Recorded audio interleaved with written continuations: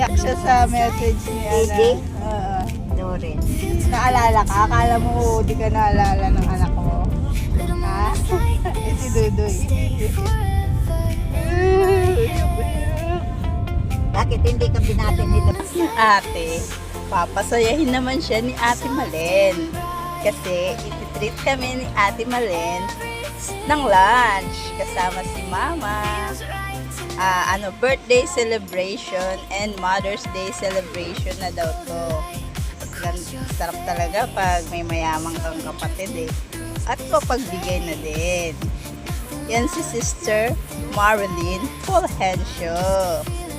Yan, ikot-ikot na. Hanap muna kung saan makakakain. Sarap talaga kumain pag libre. Yan si Mother. At mahirap talaga pag matanda na, senior. Paika-ika na maglakad. Hindi na makasabay sa paglalakad. Kasi madalas sumakit na mga tuhod.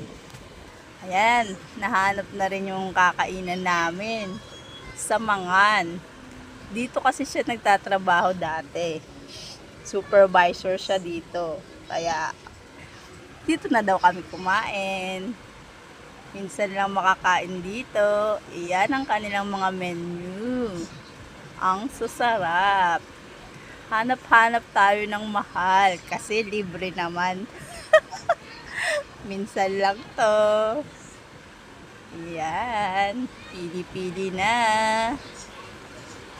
Para sa birthday celebrant at mga mothers. And dumating na ang aming mga orders. Dito.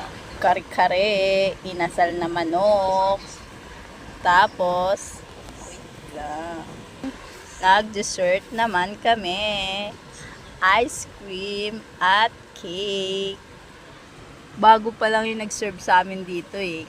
Nakalimutan i-serve yung cake kung hindi pa namin in-update.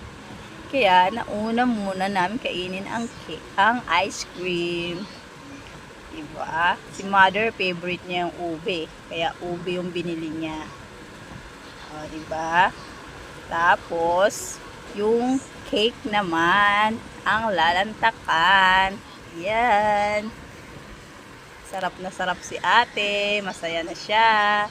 Katapos ng iyak, saya naman. Kakanta na namin siya. Happy birthday to you. Happy birthday to you. Walang candle, kaya yan muna yung pansamantala. Yan, bye-bye.